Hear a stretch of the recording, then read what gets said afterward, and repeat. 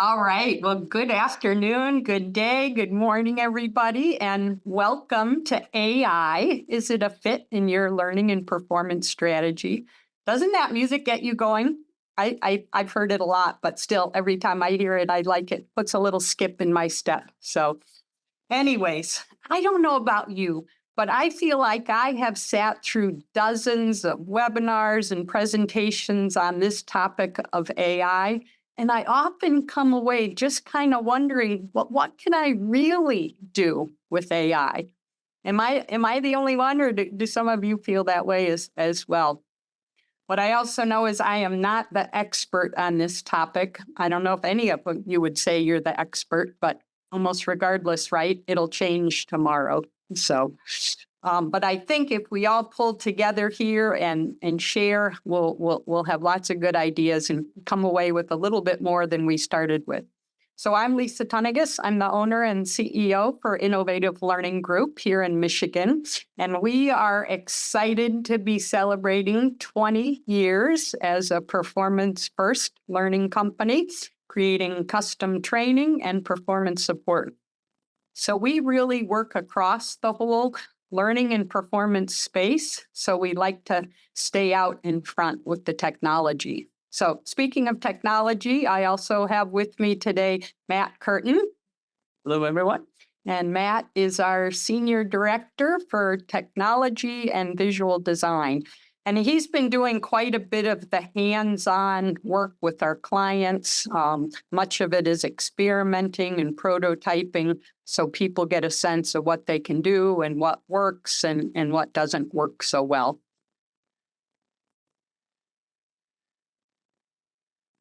All right, so I'd encourage you, you can use chat today, certainly. I also have Walter here helping us monitor chat, as well as Matt.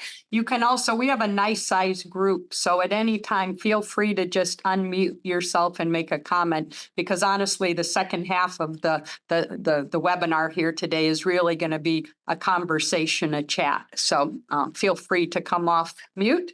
We'll send out a short survey right following the webinar, and after Thanksgiving, you'll get the YouTube link to the recording and the slide deck. So I guess I'm curious, just to get a sense of where everybody is at. You can just put the answer in chat, but are you or your organization using AI? Would you say A, not at all?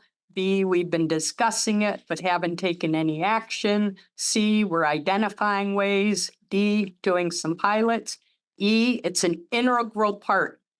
All right, Connie, that's awesome. Megan, wow, wonderful.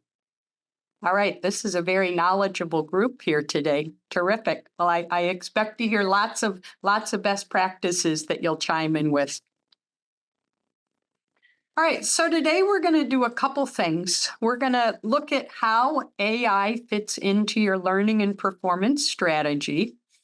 And we're going to look at how various roles can benefit from using AI. And what I've mentioned a couple times is we're going to work with a handout that you received via email yesterday. You can download it, and it's also in the chat. Walter has placed it there as well.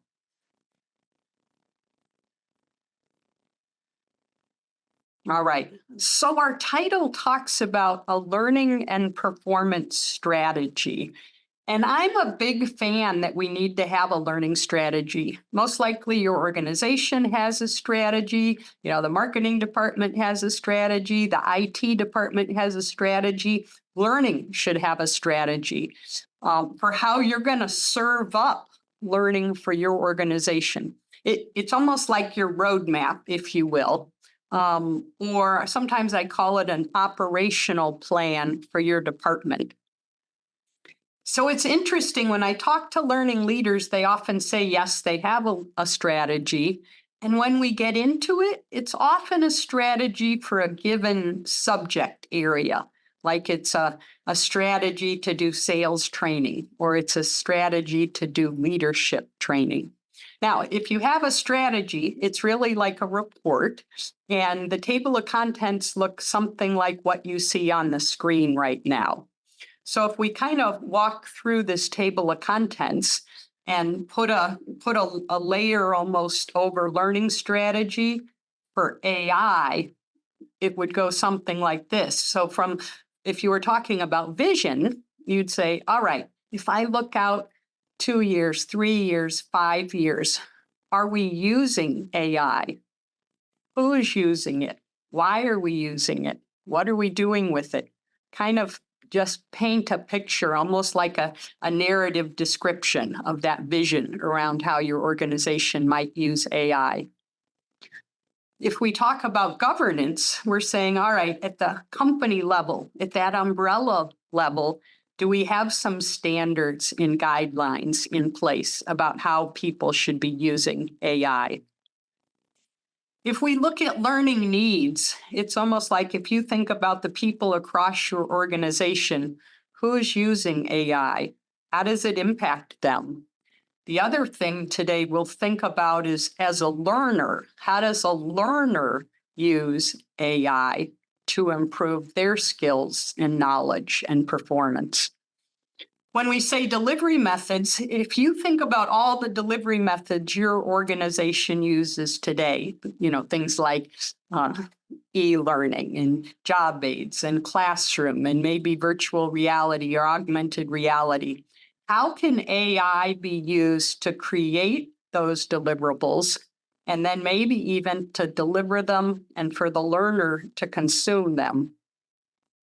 When I think about procurement process, I think about, well, how are we getting AI? How are we bringing it in? How are we using it? Do you have people in your organization? Are you going to need to go externally for that help? Technology probably goes without saying, right, Matt? It's all the many, many tools that you can use, and I feel like they're multiplying by the day. This handout we started using in April for a presentation, and I think every time I present on this topic, we need to update the handout because some tools have changed. Work structure is going to be a big focus of what we do today. And again, it's, do we have the right roles? Are we clear on their roles and responsibilities, what they're actually doing with AI?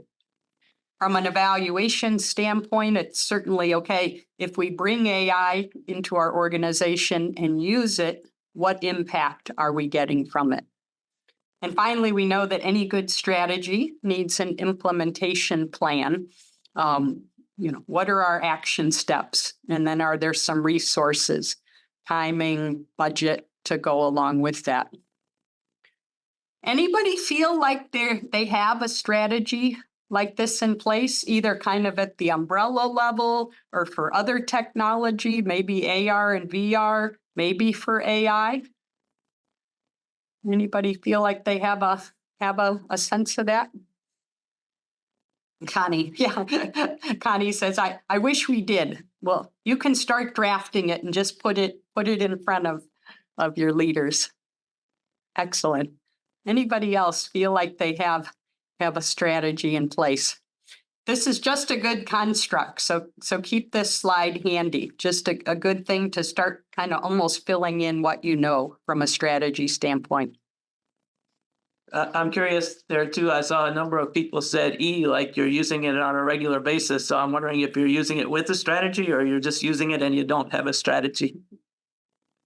I feel like that's a good point, Matt, because sometimes people kind of start new technology from a top down. Megan says without, yeah. And I think other times organizations do like a grassroots. They just start doing a few little prototypes and experiments. So I've seen both work, but certainly good to start creating that strategy as you can. All right. So it kind of begs the question then as we get going, where should we begin? And I think we should begin by asking, what should we do with AI? Not necessarily what can we do with AI. And I think, like with any new technology, we want to use it appropriately. We want to use it for the right reason. We don't want to use it because it's new and cool and it's the shiny penny and, our organization wants to be out in front of, showing people we're using it. We want to use it for the right reasons. And it's kind of interesting too, when I talk to various organizations, it's the whole range right now of what people are saying.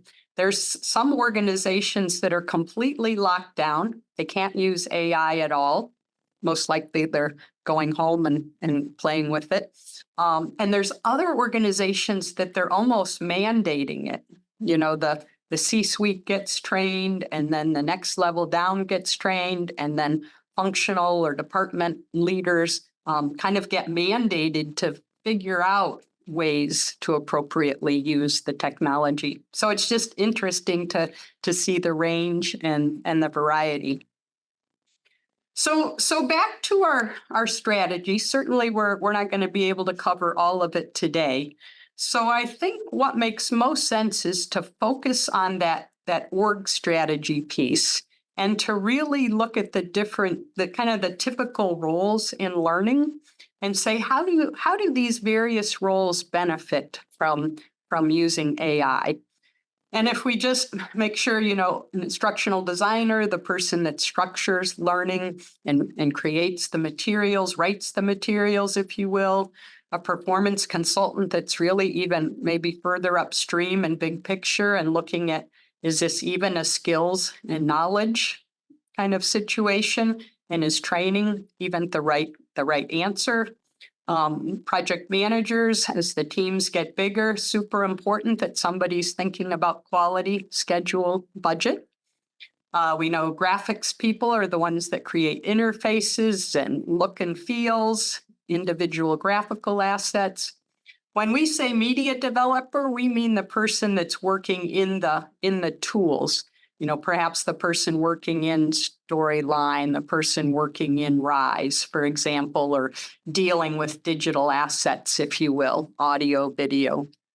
And then again, I mentioned we're going to talk about the learner today and how AI can help the learner find learning, consume learning, for example. So before we go into an individual role, just a couple global things. It seems like there's far few worries if we're only dealing with generic content, if we don't need to worry about security or proprietary content. Because I think that's where, at the macro level, you hear of so many concerns and the risks of an organization's proprietary materials, getting out into the world. So certainly with just generic, or what might say off-the-shelf content, that the worries are far less and it makes it easier. And most likely you have a much bigger, domain of content to go out into the world and gather. If it's something that's very unique to your organization, there's probably not a lot to go pull from anyways, other than your materials right within your organization. I think the other kind of global comment before we get into the detail is, I think we'd all agree the human is not going away anytime soon, right? We need the human to make sure things are accurate. We need the human to write the prompts. In general, I'm not seeing that AI is doing the instructional design piece yet. So we still need great instructional designers to do that part of the work, if you will. So we still need that human to be the captain of the ship, if you will. Any questions so far? Either questions about that kind of learning strategy and what makes up that strategy, or the various roles that we're going to talk about? We can come off mute and comment or put something in the chat. All right, now is when I want you to grab that handout, if you will. And the handout is structured by role. So we've got these 6 roles here in the handout or the job aid. And in the left column for each role, we have some things, real hands-on tasks that you can do with AI. And then in the far right column are the various tools. And again, we could have sometimes listed 100 tools for each row in the job aid. So we listed some of the top tools that we're seeing. And then certainly that middle column there is then a good place for you to take whatever notes that might be helpful to you. So if we start with instructional designer, this is kind of there's 2 slides here on instructional design that you see in your job aid. Which of these things have you tried already? And what kind of results did you have with them? Obviously, this is a pretty experienced group. Which of the things on the slides here, would anyone like to share what you've tried so far and how it worked for you?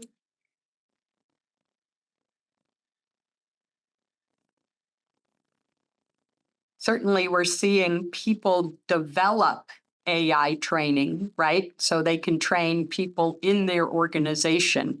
I've seen it almost happen like a kind of a cascade, like I mentioned, the C-suite, and then they cascade it, the training itself. So as a learning professional, you might be creating training where the content is AI. Okay, yeah, people have tried brainstorming. The great thing about brainstorming is if there's an answer that's not so good, yeah, you just throw it away. All right, somebody's done drafting voiceover scripts. Yeah, very nice, because again, you can just kind of get out that first draft, get something down. I think that's with any writing, right? None of us want to start with a blank sheet of paper. So AI is good to just get down a first draft. All right, let's see. Somebody is just beginning to use Chat GPT, but it helps rephrase. Okay, so rephrase some writing. In this case, email is being shared. Or somebody is saying, yeah, responding to email. Absolutely. What about generating learning objectives? We haven't seen real good success yet with that. I mean, we've seen it'll write a learning objective, but it's not necessarily pulling out the most important thing of the content. It's not necessarily, you know, how important the verb is as far as where it goes on Bloom's taxonomy. It's not necessarily grabbing the right verb. So not necessarily the best use there. Content outlines, probably pretty good, right? If you can give it a set of content, probably pretty good. What else on this slide?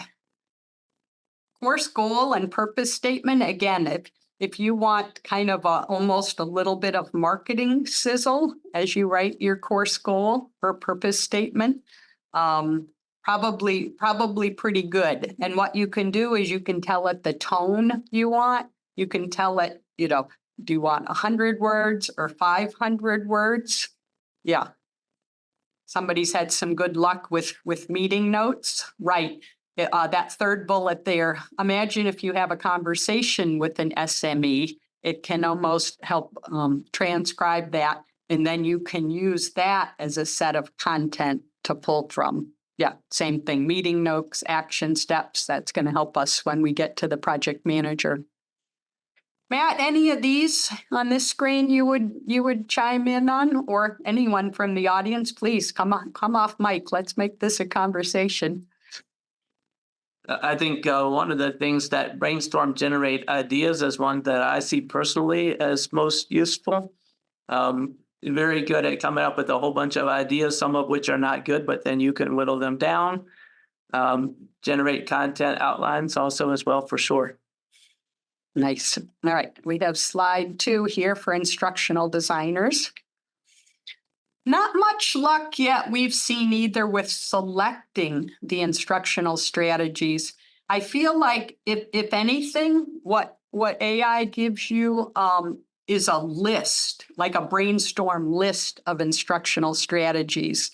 Like it almost takes you to the page in Articulate where it lists all the interactions you can do, but it doesn't know to look at the look at the learning objective, look at your test questions, and figure out the most appropriate instructional strategies. So we need all of us there. I have a little bit new to add there. So I think in general, you're right. It still is not great at that. But where I've been working with Tina on one of our clients, what we did is generate a list of instructional strategies that can be used and asked it to select particularly from that list against a set of objectives that we were trying to accomplish. And we've had some modest success with that. So it knows what instructional strategies are capable given the tool that you're using, perhaps. Right. Yeah, nice. I think certainly with creating scenarios, it can be some good help because maybe you need something about the banking industry, for example. It can certainly help you generate some starting points, some ideas for different scenarios. The knowledge checks, quiz questions, flashcards, assessment questions. I think, again, we need good instructional design lens. It will create quiz questions. Are they the most important things? Do they align with the learning objectives? That's where we need certainly a double take from the instructional designer to take a look at that. Let's see, we have somebody saying, they're usually asked to evaluate the content and rewrite it in a little bit more friendly or professional tone. Okay, that would be a nice use. Used it, let's see, to create video scripts for actors, scene descriptions. Yeah, perfect. Very nice. I'm just catching up on all the chat. Good. All right. FAQs. Anybody had any luck doing FAQs? Not yet? No, Megan? All right. Excellent. I feel like it could write and format them pretty well if you could give it the right domain of content to grab from. And again, you'd want your SME to make sure those were the answers that your organizations want to use. So at least I'd like to share a little bit about that right domain of content, because it's been a fairly recent transition and continuing transition on Microsoft's part with my Microsoft 365 Copilot to move away from the approach where all the AI you're using is searching the web at large. It's becoming more and more possible and less expensive through Microsoft's various plans to set up a Copilot that searches just your SharePoint site or just particular folders within your SharePoint. And I think that will help quite a lot in terms of getting results from known good content instead of what might be sometimes more random content. Well, right. And it's going to be important that you almost have some of that data by department, because you can imagine you wouldn't want the HR's compensation data available to the whole company to analyze or run data reports on. Yeah. All right. Regarding FAQ, I tried recently, I had a list of symptoms. It was for vehicles, actually. So symptoms that owners might find. And I asked it to organize it and categorize it. Like, let's say some things are radio, some things are navigation, and it didn't do a great job at that. So it's still learning and being able to categorize big chunks of information. Nice. So when you think about this list for instructional designers, is there anything you would add? Anything you'd add, like what an instructional designer, like how you've personally been using AI or seen others on your team, other instructional designers using AI? Feel free again to come off mic. Tina, thank you for modeling that great behavior. Hey, Lisa, it's Craig. I'm just thinking of one opportunity, and it depends on the sophistication of the data you're dealing with. But I was on a project recently where we had very detailed process maps, and we were trying to understand the differences between the current state and future state. And so we'd plug those maps into ChatGPT, and it would come back and give us pretty accurate assessment of what those changes are, which just saved us a ton of time. trying to, go through all of those process maps with your eyeballs. Yes. So, Oh, that's great. Yeah. Kind of that document comparison. mhm, mhm. Wonderful. Craig, what format did you put that in? Was it just like in a PowerPoint or something like a Visio where you were asking it to analyze the differences? It didn't like PowerPoint or Visio, so we had to convert them into PDFs. We wound up using PDFs. Oh, interesting. Good. Thank you. What else for an instruction? You had your instructional designer hat on. Anything else you might be doing? All right, that's almost. Oh, go ahead. Oh, I was just going to say it can be good at generating some quiz questions or knowledge check questions if you give it the content. And you can say how difficult you want the questions and how close you want the distractors to be. Oh, good. So it's about the quality of the questions get better as your prompts get better. So how did you tell it the level of difficulty, Tina? I've just said I would like these to be difficult and to have realistic distractors. So yeah, and it's pretty good at that. Oh, that's good. So yeah. So, and how many distractors probably? And if you want one or multiple right answers? Sure. Yeah. Yeah. Excellent. Okay. What do they say that garbage in, garbage out, or good quality in, good quality out? Wonderful.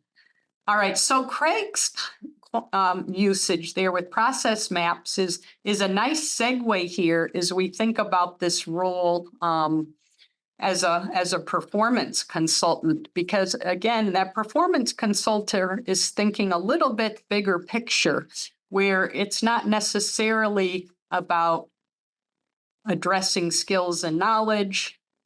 It's not necessarily about where the solution is training. It's a broader umbrella where you're focusing on how do we just get people, humans, to perform, to do their jobs better, more of the right thing, less of the wrong thing. Or, try some new things and really apply some new things. So certainly a process map can be, a great way for somebody to perform better. If they have a map with steps to follow, you maybe don't need to go to training. You can just follow the process map. I know one client that really did use AI to do a first draft of their KPIs, and they said they were pretty darn good, and the whole executive team was sitting around talking about them. Certainly, researching industry and subject area, right? It's like Google search on steroids, and especially I think. If you're new to your organization and maybe that organization is a new industry for you, it's a way to get smart. If you're external like we are, every day it could be a different industry. So maybe you're brushing up on some of the things in a given industry. It's possible. I mean, every day throughout an organization, there's different subject areas, whether it's a marketing thing or an IT thing or a compliance thing. So great for researching, if you will. Yeah, Jim is saying they're using AI to draft new KPIs and PE goals. And so far it's been moderately helpful. Okay. You do have to do the reality check. Yeah, good reminder, Jim.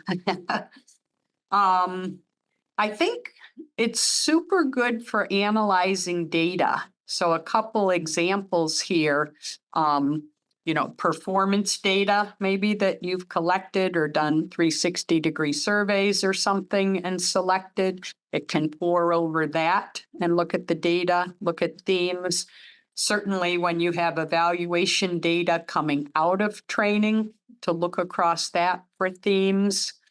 I know people are, organizations doing employee engagement surveys, and depending on the size of your organization, you could get back thousands and thousands of surveys. So that can save many, many hours by doing that first cut, that analysis. Let's see, somebody's saying they wanted it to research the target audience and keep in mind keep that in mind when brainstorming the interactions.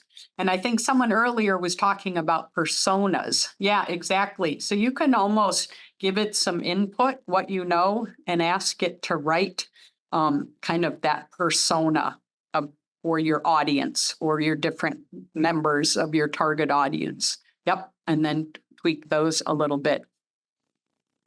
You know, when I think of being a performance consultant, I think of a model to help me with the root causes, something like a Thomas Gilbert's, 6-cell behavior engineering model, or very similar Carl Binder's 6 boxes model. And you can almost go through each box and see where AI could help you. For example, in box 1, which is about setting expectations, AI can help with job descriptions. It can help with impact maps. Often a simple video, just a simple communication piece helps you set expectations, and Beyond Go can do that nicely.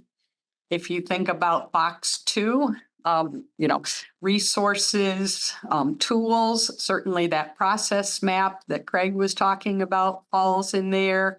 Maybe some productivity guidelines or tracking or kind of resourcing, if you will, is an example that would help there.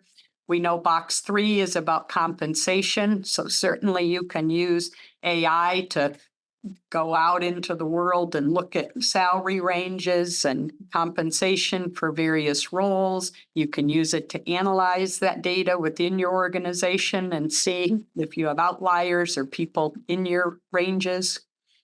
We know certainly today we're talking all about box 4, which is skill and knowledge or training.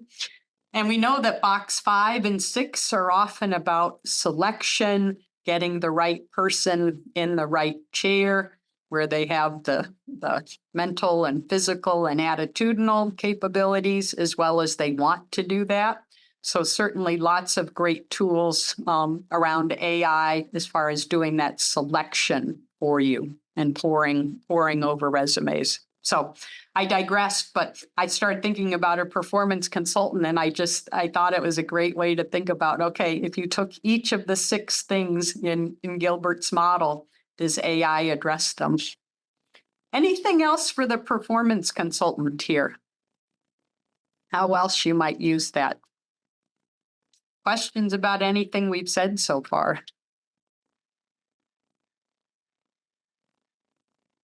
All right. So the next role is our project manager, and a little bit of overlap here with some of the things we've said. Certainly good for transcribing and summarizing meetings. Maybe they're just project team like status meetings versus SME meetings if you have your project manager hat on. And it's pretty darn good at pulling out the next steps or the action steps. I still want you to review them, but pretty good in pulling those out. If you think about your project budget, data, great way to look at some of that, productivity of different people, maybe bump that up against your organization standards or best kind of industry standards. There's a lot of kind of scheduling resources and tools that select resources or go find resources for you that match your requirements or criteria. I think, typically these may be not AI tools, but they have AI features embedded within the tools, that if that makes any sense. Something like I guess any kind of project tracking tool probably now more and more have some AI features. Any other thoughts on how, as a project manager, either you have already used it or you might use it? Chime in either in chat, come off the mic. Yeah, this is Connie. I was double muted, sorry. That's all right. So one of the interesting things I found, I'm a member of PMI because I have a PMP certification, and they actually have created their own AI to use for project management. They took all of their knowledge, all of their information, and created one, an agent.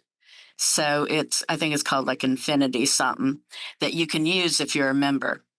So, and there's a lot of information on PMI about using AI in project management. I mean, I don't even have time to go through it all on a regular basis, but anyways, it's definitely a resource.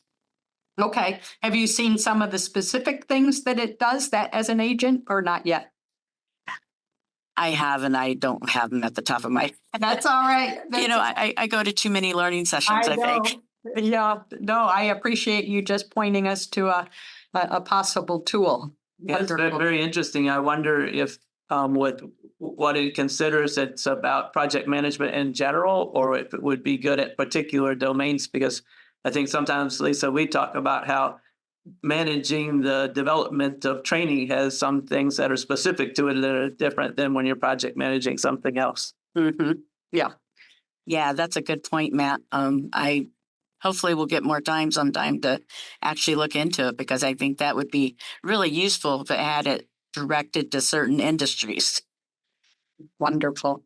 All right, let's keep going. And so now a role that certainly is near and dear to what all of us do, and probably a place where many people here on the call are fairly hands-on. Here's some things that you can do from a graphic design standpoint. Which of these do you feel like you're doing quite a bit?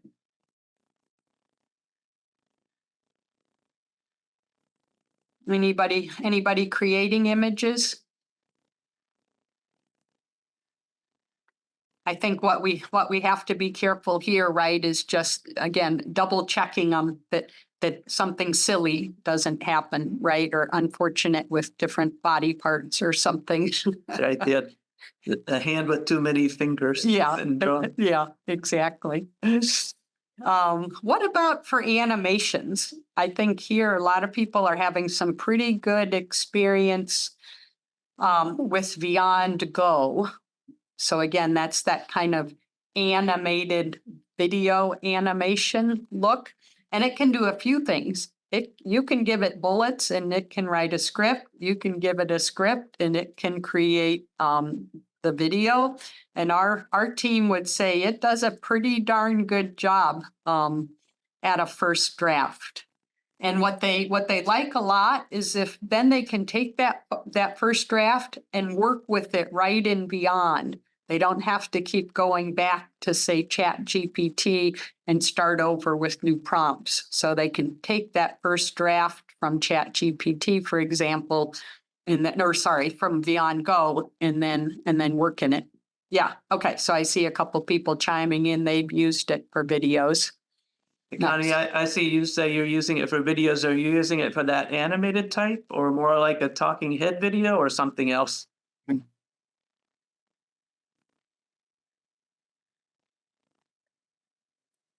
Double muted again. We're actually using it for both. Of course, there's that, I don't know, Lisa mentioned it, in Beyond. Is it, you said Go or something? Beyond Go. Yep. Yeah. So we have used that and do use that. But we are also working with we've used InVideo to just create a video. Those are more like you said, Matt, talking heads, I guess, kind of they're, it can kind of do a quick micro course or something like that, or just a short video on a certain topic. But we're just starting to play with that more. So one of the recent changes to Synthesia is, in addition to the regular just talking head video, to be able to have people change their point of view. So you can create a scenario where two people are talking to each other in the video, which might be more of interest sometimes than just a narrator talking. One of the things I'm wondering about is whether anybody is finding a tool where the lip syncing is really very good, because it seems to me that the lip syncing for some of that AI stuff is probably off or more distracting than the automated voice is fine for me now. It's not bothering me, but the lip syncing is sometimes still. Yeah, we're just starting to play in it, so we don't really have to that level of experience yet, just like with all the different tools. Another thing that's interesting with Synthesia and some others is the capability to translate, so that if you put your script in English and you click a button and say what languages you want, it will make the talking head video again in all the different languages at once from your original. And for sure, that's a huge time savings. And then I think you're not so worried about the lip syncing when it's in another language you expected. Nice. What's anybody else doing with graphics? Or has anyone had a funny story happen? I think too, in our field, it's interesting to just think about all the deliverables that you create. You create slides for classroom training or VILT. You create e-learning, so screen by screen by screen. Maybe you create very detailed reference guides. We probably, like we said, we're creating videos. So as you think across all those different delivery methods, where can AI help you? Especially, if you think about, all those deliverables have some type of graphical overall interface as well as the discrete asset by asset. All right. What if we look at the media developer? And again, when we say media developer, it's that person that's working right in the tools. I would say probably that the easiest, the most tactical, the thing we're seeing the most is that first bullet, converting text to speech. We've had a lot of good success and frequently use well-said audio. It has many, many voices that the client can choose from. And it really does cut down on the time it takes. You don't have to have somebody going to a recording studio and being there to record and somebody else editing. The pros and cons, I guess. Let's see, somebody else is saying they use 11 Labs. Yep. And 11 Labs is also what is used now in the latest release with the AI features in Storyline. It is 11 Labs that's built into Storyline. Matt, why don't you talk a little bit now about, because just in the last, 4 to 6 weeks, I think, we have the new version of Articulate Storyline. Yeah, so the AI features that got added to Articulate Storyline and Articulate Rise, they have some tools in common and some tools that went to only one or the other. So the automated voices and sound effects are in Storyline, not in Articulate Rise. The capability to create a whole course from scratch, basically by following guided prompts, works in Rise, but not Storyline. But they intend to release soon that talking head video as a feature right within both Storyline and Rise as well. So from my point of view, lots and lots of good tools in there that are very helpful. Definitely not magic that it gets rid of all of the work that you need to do, but it makes your job easier. Anybody used Articulate much so far? Let's see, somebody asked ChatGPT how to incorporate ChatGPT into a Storyline project, specifically step by step. How were those results, Megan?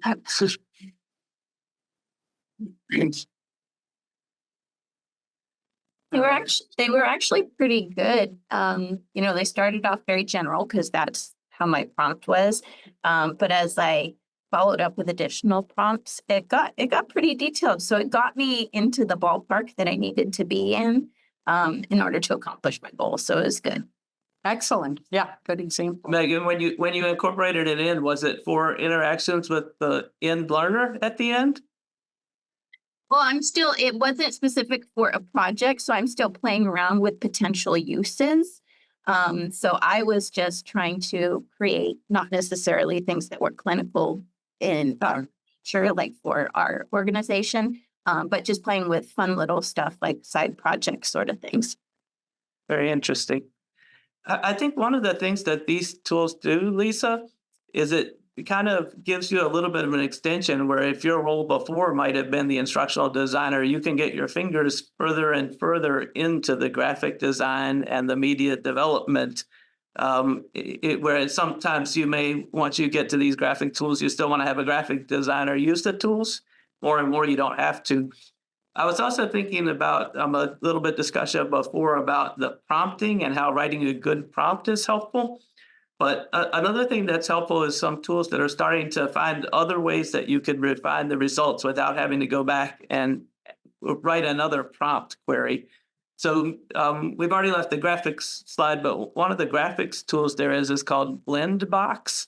And with the Blendbox tool, once you've made your first graphic, instead of giving it another prompt to revise the whole graphic, you could do a prompt for each element. So in their example that they have on their website is the first thing that you would see. If you have a background scene and you say that you like to add a tree, you could write a prompt saying something like, please add an oak tree. And it keeps that layer separate such that then if you move the oak tree to another place in the scene, it regenerates the whole rest of the scene to make it make sense. And as you add more and more elements, you can control each, but if you move any of them, it will readjust the entire scene to make it all still make sense. That's one way. The other way, besides separating graphics into layers, there's a tool called Comfy UI. And what that one does is let you create different steps that could be executed one after the other. So if you wanted a graphic to have certain effects to it, you could kind of drag different steps into a certain order to get the conversion that you want. So I think we will continue to see that as you're trying to do stuff that's more and more detailed and needs to be more precise, that you may start with prompts, but you may be able to transition to other user interfaces to refine. And I think that will make it easier to get exactly what you want. Nice. Matt, when we say edit audio, I think there's a whole long list of things that means. Can you share a little bit of that? Sure. So one of the things that AI can help with is simply things like when you've recorded an audio, if you want to take background noise out or remove the ums and ahs, just to automatically do all that type of stuff. But there's a very nice tool from TechSmith called Audiate, which will help you that when you load the audio into the audio editor, instead of the traditional editing you do where you scrub back and forth and look at the waveform to figure out what you want to edit, it transcribes the text immediately under the waveform. And if you want to remove the couple of words at the end, you just highlight those words in the transcription and click delete, and it automatically removes that from the audio. That could be a tremendous time savings on how quickly you can edit your audio. Nice. Other uses, other things you've tried now in the new version of Articulate. More questions. We have quite a technical expert here with Matt, and we have a few minutes. So any questions for Matt? I do have a question on that Audiate. Is that a part of Camtasia or is it separate? Do you know, Matt? It's separate, but they can be used together. Oh, okay. So you can download it separately, but then you can also use it together. Yes. Cool. I'll have to look into that. Thanks, Connie. Other questions on kind of this graphic designer or media developer? All right. Finally, then we have our learner. So here we're thinking about how the learner is consuming learning or help themselves kind of be a more sophisticated or mature learner and use tools that are available for them, kind of take some initiative and guide their own learning. So certainly with personalizing learning, whether it's recommending a learning plan or different learning resources, certainly being able to curate resources. Certainly it's not a bad thing if the instructional designers help with that and can guide some of that. Engaging learners in conversations with bots. So I think, a lot of AI built into bots, but here you can have a conversation, between, like if you're the seller, you can practice having that conversation with a bot. Was disguised as the buyer, right? Or a leader and a direct report. I think the tool that's listed here, let's see, is quantified AI is pretty good at that. Let's see, Mary has a good question here. Let's have the group help. Is anyone using AI to translate e-learnings into multiple language options? Matt, what do you know about that? So yes, we have some clients who are using AI to translate the learning, and then some of those clients then will have it reviewed by subject matter experts. Others will, depending on the language and the course, maybe send it out to learners and then request them to provide feedback if there's something that doesn't make sense. Anyone else has experience with that for Mary?